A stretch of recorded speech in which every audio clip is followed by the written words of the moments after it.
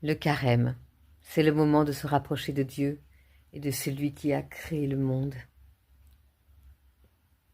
Plongeons dans la Bible. Rappelons-nous la création du monde.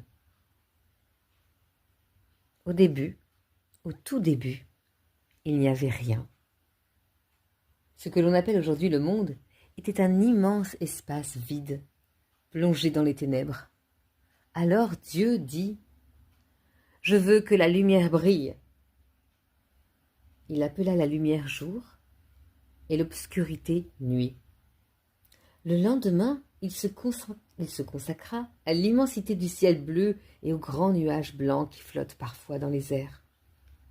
Le troisième jour, Dieu créa la terre, mais aussi les arbres, les légumes, les fruits, l'herbe et toutes les autres plantes.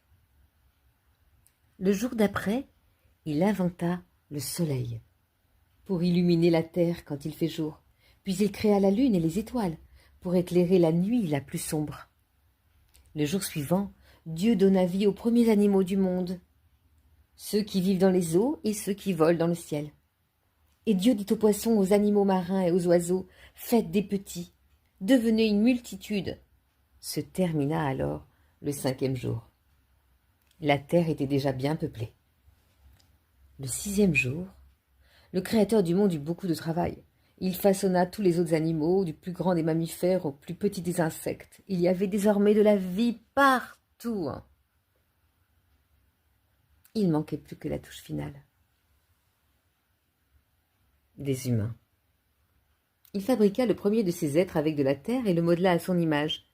Il l'appela Adam, ce qui signifie « l'homme fait avec de la terre » en hébreu, la langue des Juifs.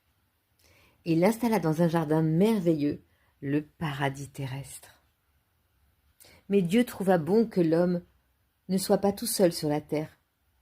Il endormit cette première créature, lui prit une côte et la transforma en femme. Par ce geste extraordinaire, il donna vie à Ève, la mère de tous les hommes. Sa magnifique création était presque terminée. Dieu annonça à Adam et Ève qu'ils allaient être les maîtres de la terre et de tous les animaux. Il les bénit et leur dit « Ayez des enfants, devenez nombreux. » Le septième jour, Dieu s'accorda une journée de repos. Il avait raison. Il venait d'achever un véritable chef-d'œuvre.